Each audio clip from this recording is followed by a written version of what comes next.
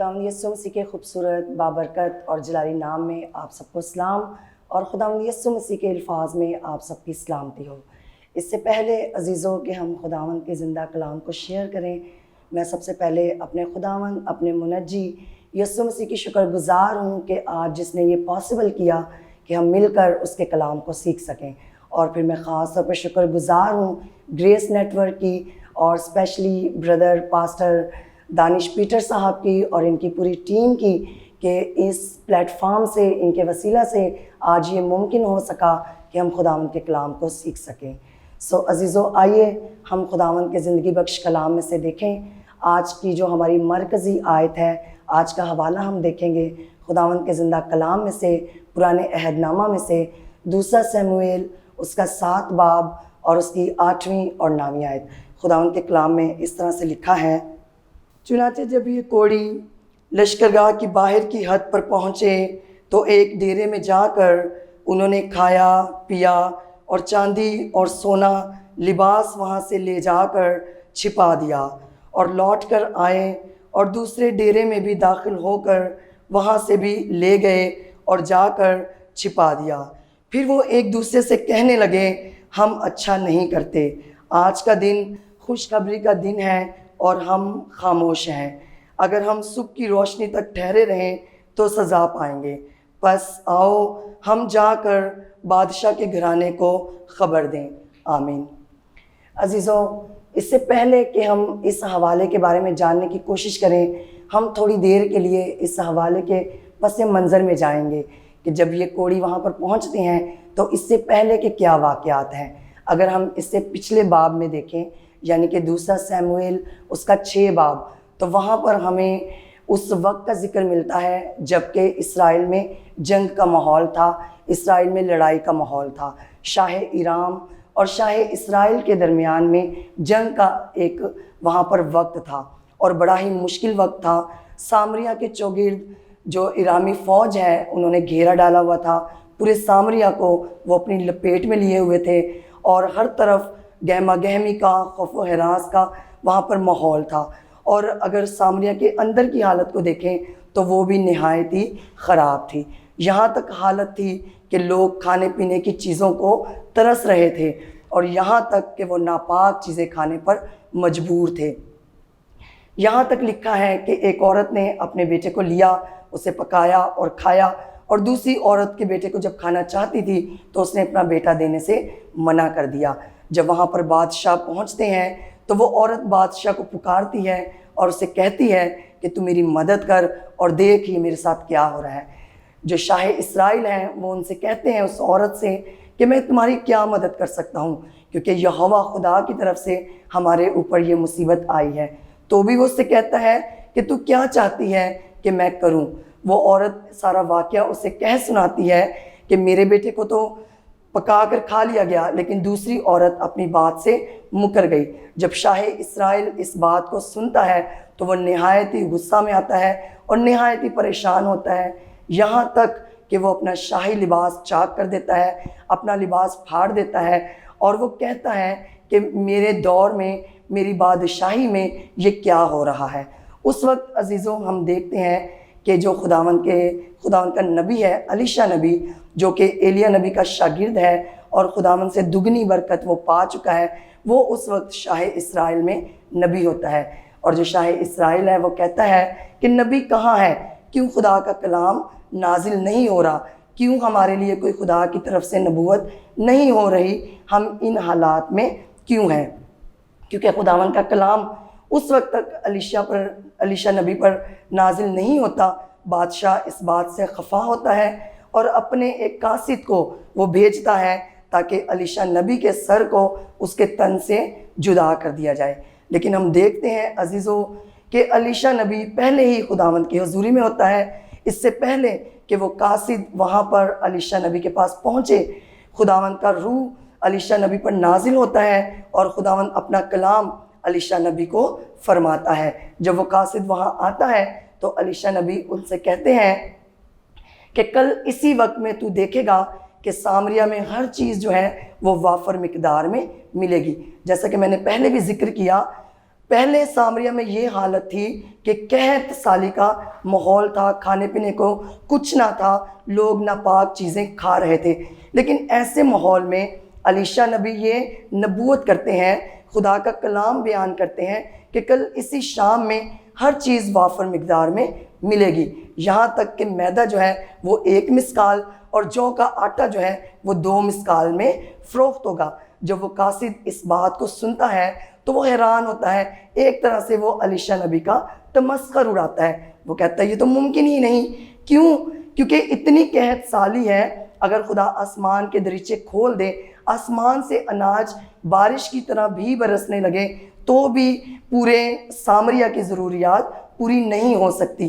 لیکن وہاں پر ہم دیکھتے ہیں کہ الیشا نبی پر پھر خدا کا کلام نازل ہوتا ہے، اور الیشا نبی فرماتے ہیں چونکہ تو نے خداوند کے کلام کا یقین نہیں کیا، اس لیے دیکھ تو یہ سب کچھ اپنی آنکھوں سے تو دیکھے گا، لیکن تو اس برکت کو پانے نہ پائے گا، تو اس میں سے ایک دانہ بھی کھانے نہ پائے گا.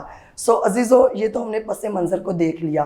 یہیں پر سامریہ کے باہر، پھاٹک کے باہر ویرانے میں یہ چاروں کوڑی پڑے ہوتے ہیں، جن کے حوالہ جو ابھی آپ کے سامنے تلاوت کیا گیا ہے، 2 سیموئیل 7 باب اور اس کی 8ویں اور 9ویں آیت. تھوڑا سا کوڑ کے بارے میں ایکسپلین کرنا چاہوں گی.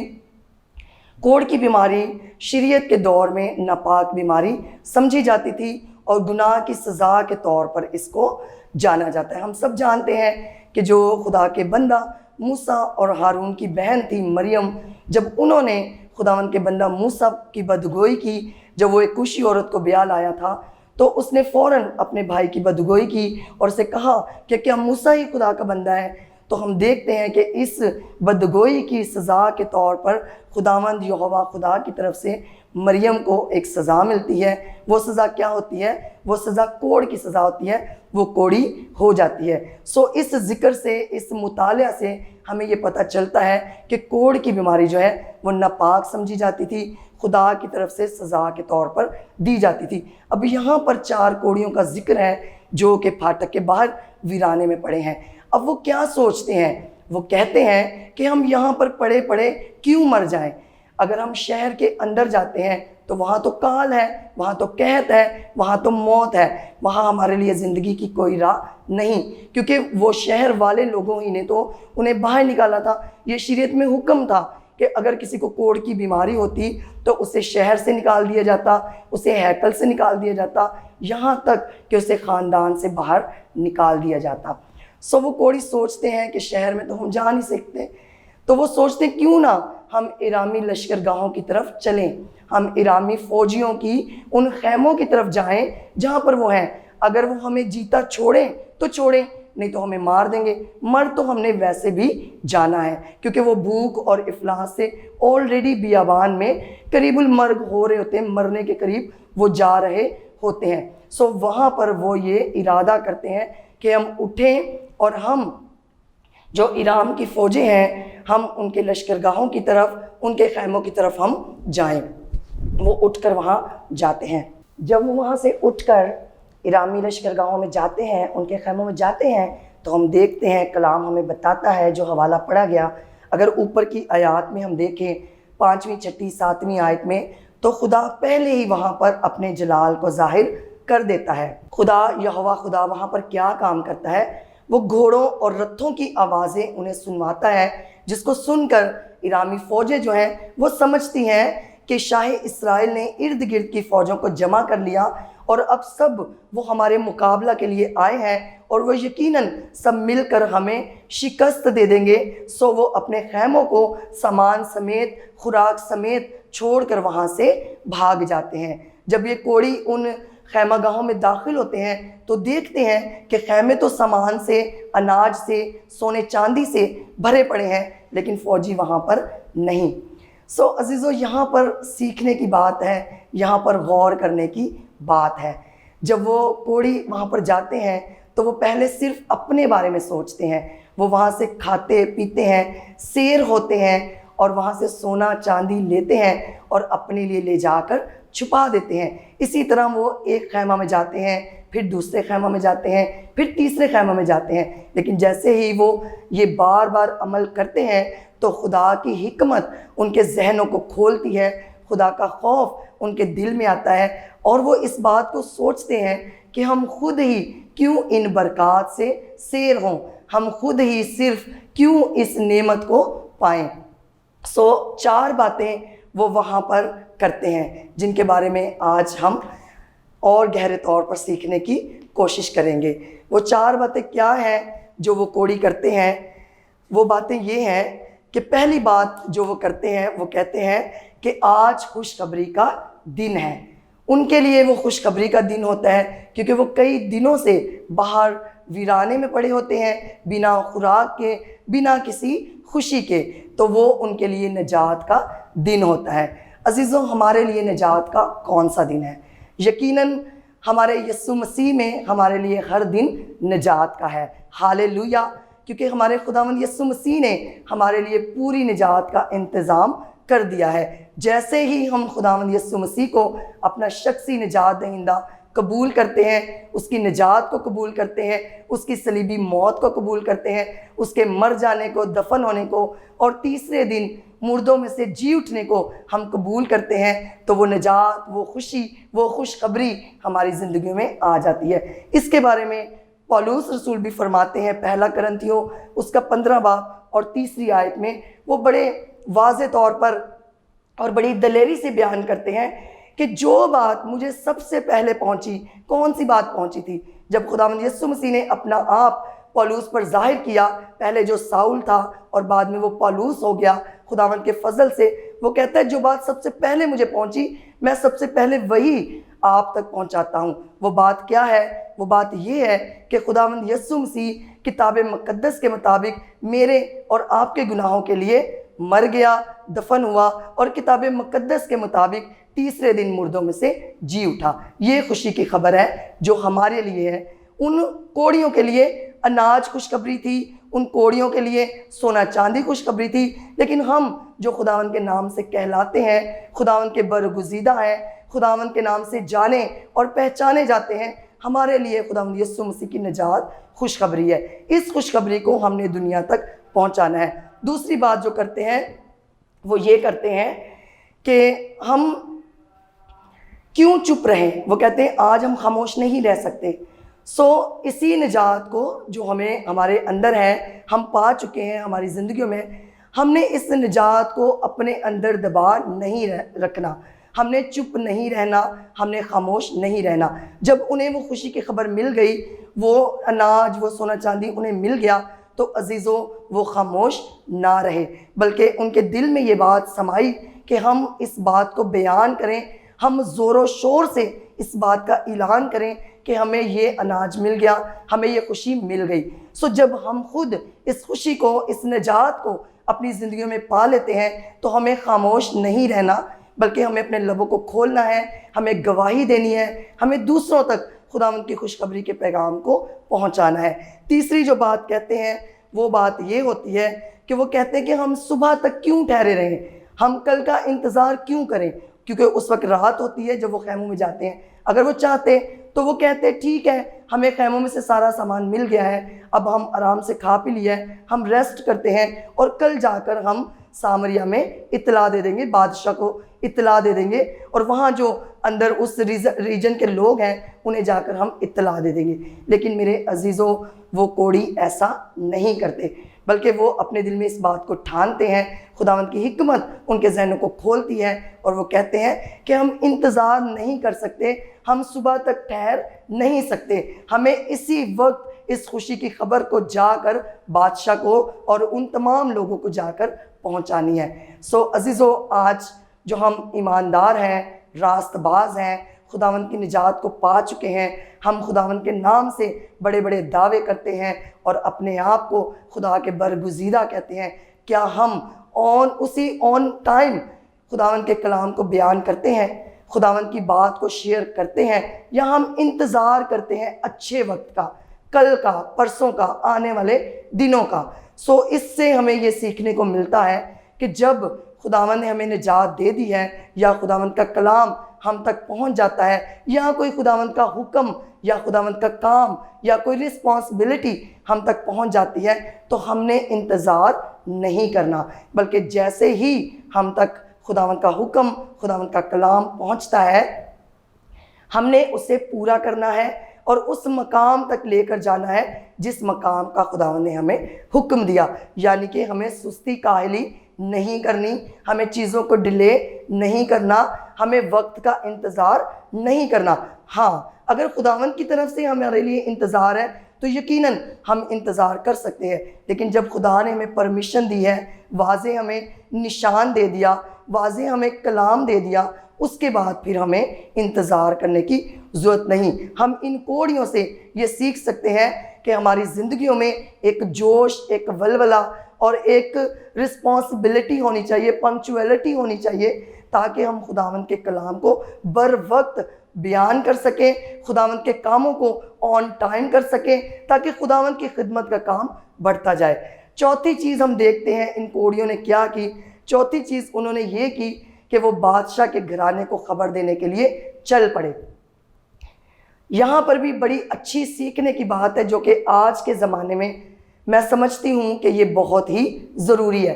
ہر ایک کے لیے ضروری ہے، لیکن خاص طور پر خدا کے لوگوں کے لیے، خدا کے خادموں کے لیے، خدا کے بندوں کے لیے، خدا کے برگزیدوں کے لیے ضروری ہے. اب یہ بادشاہ کا گھرانہ کیا ہے؟ یہ سامریہ کے تمام لوگ ہیں. صرف بادشاہ کی اپنی فیملی کے لوگ نہیں، بلکہ اس پورے سامریہ کے لوگوں کو بادشاہ کا گھرانہ کہا گیا ہے. کیونکہ بادشاہ جس ملک میں ہوتا ہے وہ بادشاہ اس ملک کا وارث ہوتا ہے، اس ملک کا مالک ہوتا ہے. ہم اس بات کو جانتے ہیں. یہ کوڑی ان لوگوں کو خبر دینے کے لیے جا رہے ہیں جنہوں نے انہیں شہر سے، سامریہ سے، اس ریجن سے انہیں باہر نکال دیا. یہ لوگ کوڑی جو ہیں یہ رد کیے ہوئے، ان کی کسی کو فکر ہی نہیں، کوئی ان کو پوچھتا نہیں، کوئی ان کو کھانا آ کر نہیں دیتا، کوئی ان کی فکر نہیں کرتا. لیکن یہ ان لوگوں کی فکر کر رہے ہیں جن لوگوں کو ان کی کوئی فکر نہیں. یہ بادشاہ کے گھرانے کو خبر دینے کے لیے دوڑتے ہیں. آج عزیزوں، ہم اپنی زندگی میں کیا کرتے ہیں؟ کتنے لوگوں کو ہم جا کر خبر دیتے ہیں؟ خداوند یسوع مسیح نے تو فرما دیا، متی کی انجیل اس کا آخری 28 باب اور اس کی 19 آیت میں خداوند یسوع مسیح فرماتے ہیں کہ پس تم جا کر سب قوموں کو شاگرد بناؤ اور انہیں باپ اور بیٹا اور روح القدس کے نام سے بپتسمہ دو، اور انہیں ان سب باتوں کو حکم دو اور انہیں وہ تعلیم دو جو میں نے تم کو دی ہے. عزیزوں، شاگرد کس کے بنانا ہے؟ اپنے نہیں بنانا. جب ہم کسی کو شاگرد بنانے جاتے ہیں تو شاگرد ہمیں لوگوں کو یسوع مسیح کے بنانا ہے، اپنے شاگرد ہمیں نہیں بنانا. یہ 4 چیزیں ہم ان کوڑیوں سے سیکھتے ہیں، اور اس کے بعد ہم اپنے حاصل کلام کی طرف بڑھیں گے کہ ان سب باتوں کا نچوڑ کیا ہے، حاصل کلام کیا ہے. حاصل کلام کے طور پر بھی ہم 3 باتوں پر غور کریں گے. سب سے پہلی بات جو ہے ان کوڑیوں سے ہم سیکھتے ہیں وہ اتفاق ہے. جب انہوں نے کہا کہ آؤ ہم ان خیموں کی طرف، ارامیوں کے خیموں کی طرف چلتے ہیں، تو وہ 4 لوگ تھے، اور ہم دیکھتے ہیں کہ کسی نے بھی اس بات کو رد نہ کیا. کلام مقدس میں کہیں یہ نہیں لکھا، اس حوالے میں کوئی ہمیں ایسا ذکر نہیں ملتا جہاں پر ان میں سے کسی ایک نے بھی کہا ہو کہ نہیں جی وہاں تو ہم جائیں گے تو وہ ہم کو مار سکتے ہیں کیونکہ وہ ہمارے دشمن ہیں، ہم اسرائیل سے ہیں اور وہ ارامی ہیں، تو ایسا نہ ہو کہ وہ ہمیں اسرائیلی سمجھ کر مار دیں. ایسا ہمیں کوئی وہاں پر ذکر نہیں ملتا. جب ایک بندہ یہ بات کہتا ہے، ایک کوڑی یہ بات کہتا ہے کہ آؤ ہم وہاں چلے، تو چاروں اس بات کے ساتھ اتفاق کرتے ہیں، متفق ہوتے ہیں. آج ہمیں خاندانی طور پر، کلیسیائی طور پر اور اوور آل آج ہمیں اتفاق کرنے کی ضرورت ہے ان سب باتوں پر جو کلام کے مطابق ہے، ان سب باتوں پر جو ترقی کی باتیں ہیں، ان سب باتوں پر جو خداوند کی بادشاہی کی وسعت کے تعلق سے ہیں، خداوند کی بادشاہی کو پھیلانے کے تعلق سے ہیں. آج ہر قسم کے تفرقے، ہر قسم کے حسد اور ہر وہ بات جو بلا وجہ دوسروں کے ساتھ ہماری رنجش کا سبب بنتی ہے، ان باتوں کو اپنی زندگیوں سے نکالنے کی ضرورت ہے. دوسری بات جو ہمیں ان کوڑیوں سے سیکھتے ہیں وہ یہ ہے کہ انہوں نے اپنی برکات کو اپنے تک محدود نہ رکھا. جیسے کہ ہم نے حوالے میں پڑھا، پہلے تو انہوں نے کھایا پیا چھپا دیا، لیکن پھر انہوں نے یہ سوچا کہ نہیں، ہم اچھا نہیں کر رہے، ہمیں ان برکات کو ضرور بانٹنا چاہیے، شیئر کرنا چاہیے اور لوگوں تک ان برکات کو پہنچانا چاہیے۔ عزیزوں، ہمارے لیے آج یہ سیکھنے کی بات ہے کہ ہمارے پاس جو برکات ہے، چاہے وہ روحانی ہے، چاہے وہ جسمانی ہے، جس بھی برکت سے ہمیں خداوند ہمارے منجی یسوع مسیح نے ہمیں معمور کر رکھا ہے، جو برکتیں ہمیں بخش رکھی ہیں، ہمیں ان کو دوسروں تک شیئر کرنے کی ضرورت ہے۔ اور سب سے بڑی بات، ہمیں نجات کو شیئر کرنے کی ضرورت ہے، تاکہ ہر ایک نجات تک پہنچے، ہر ایک کی توبہ تک نوبت پہنچے، اور خداوند کی بادشاہی کا شمار پورا ہو، اور خداوند کی آمد جلد ہو۔ جو تیسری اور آخری بات ہے وہ یہ ہے کہ ان کوڑیوں نے اپنے حالات پر غور نہیں کیا۔ وہ یہ کہہ سکتے تھے کہ ہن تے ماری جانا ہے، کی فائدہ ہن جا کے زندگی لی اناج حاصل کرندہ۔ انہوں نے ایسا کچھ نہیں کہا، بلکہ انہوں نے اس امید کو نہ چھوڑا جو کہ ہم کلام مقدس میں ہمیں پتہ ہے کہ ایمان، امید اور محبت تینوں دائمی ہیں، اور اس میں افضل جو ہے وہ خدا کی محبت ہے۔ ان میں دیکھیں، حالانکہ اس وقت یسوع مسیح جسمانی طور پر دنیا میں نہیں آئے تھے، تو بھی ہم نے ان میں امید کو دیکھا ہے۔ انہوں نے امید نہیں چھوڑی، انہوں نے اپنی آس خداوند یہوہ خدا پر نہیں چھوڑی، اور وہ اٹھتے ہیں، ہمت کرتے ہیں، کوشش کرتے ہیں اور پہنچ جاتے ہیں۔ رومیو 12 باب کی 11ویں آیت میں بھی ہم یہ پڑھتے ہیں کہ کوشش میں سستی نہ کرو اور روحانی جوش سے بھرے رہو۔ عزیزوں، آج ہمارے لیے ان سب باتوں سے، ان کوڑیوں سے سیکھنے کا یہی خاص مقصد ہے کہ ہم اپنی زندگیوں کو درست کریں، ہم اپنی زندگیوں پر غور کریں، اور جو کمی کمزوریاں ہماری زندگی میں پائی جاتی ہیں انہیں دور کریں، کیونکہ یہ تو کوڑی ہیں، یہ تو خداوند یسوع مسیح کو، اس کی نجات کو اس طور پر نہیں جانتے، تو بھی انہوں نے ہر وہ کام کیا جو خداوند یسوع مسیح چاہتے ہیں کہ اس کے لوگوں میں، اس کے ماننے والوں میں اور اس کے برگزیدوں میں ہوں۔ خداوند اس کلام کے وسیلہ سے ہم سب کو کثرت کے ساتھ برکت دے، آمین۔ عزیزو، آئیے ہم اپنے سر جھکائیں اور خداوند کے حضور میں اس کلام کی شکر گزاری دیں۔ Hallelujah, hallelujah, hallelujah. زندہ آسمانی پاک خدا قادر خدا، آسمان اور زمین کے خالق و مالک، رب الافواج خدا، کہ تو نے آج ہم سے بات کی، کلام کیا، ہمیں سکھایا، سمجھایا۔ میں دل کی گہرائی کے ساتھ تیری شکر گزار ہوں خدا۔ جتنے لوگوں تک تیری آواز پہنچی ہے، ہر ایک کے لیے تجھ سے برکت کو مانگتی ہوں، اور چاہتی ہوں کہ تیرا کلام ایک ایک زندگی میں کام کرے، ایک ایک زندگی کے لیے باعث برکت ٹھہرے۔ اور خاص طور پر گریس نیٹ ورک کے لیے تیری کثرت کی برکت کو مانگتی ہوں، جو خداوند تیرے کام کو اور تیرے جلال کو پھیلانے کا وسیلہ بنے ہوئے ہیں۔